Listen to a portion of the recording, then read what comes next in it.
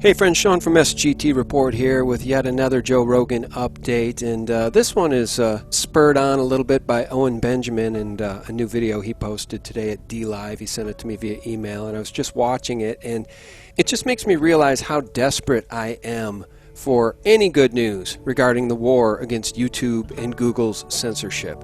So the spin coming from Alex Jones that Joe Rogan is waging war on YouTube or against YouTube and Google because of their censorship, and that's why he went to Spotify. To me, that's good news to the degree that, yeah, at least a big name, the number one name, I guess, in podcasting is pointing out YouTube and Google's fascism and their censorship. But I mean, honestly, is he a hero? He took a $100 million payday before he decided to call out YouTube's censorship and Google's censorship. And so I guess if you want to take a look at real heroes taking on YouTube and Google head on, you have to look at people like Zach Voorhees, the software engineer at Google. He worked there 8 years and he blew the whistle on their fascism and on their stacking the deck in search results and on their liberalism and on their overt, explicit willingness and engineering to shut down conservatives and conservative speech and to delist people.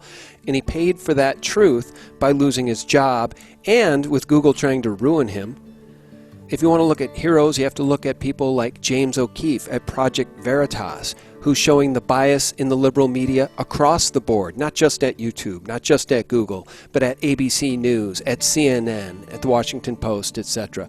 So the real heroes have been in the game and fighting this censorship and pointing it out long before Joe Rogan took a $100 million payday to go to Spotify, only then to turn around and point the finger at YouTube and Google's censorship. So look, bottom line, do I think it's good news that this has happened and that YouTube has lost its money cow in Joe Rogan to some degree? Yeah, I think it's good news that Google and YouTube will lose that ad revenue.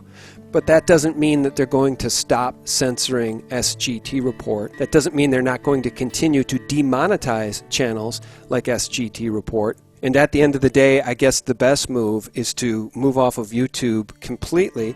You guys can find me, of course, over on BitChute. I'm taking a look at getting up on Library and DLive. But sadly, YouTube does continue to be the biggest public square in the world. So for now, you'll be able to find me there as well, here on my backup channel and on my main channel when I finally get that back after the strike lapses. All right, guys, that's it. Thanks for watching. And for real news, check us out over there at sgtreport.com directly. God bless. Bye-bye. Biden was knee-deep in these things, or up to his eyeballs, I should say, in it, including the murders on Maidan Square conducted by these neo-Nazi gangs. So these things have to be investigated.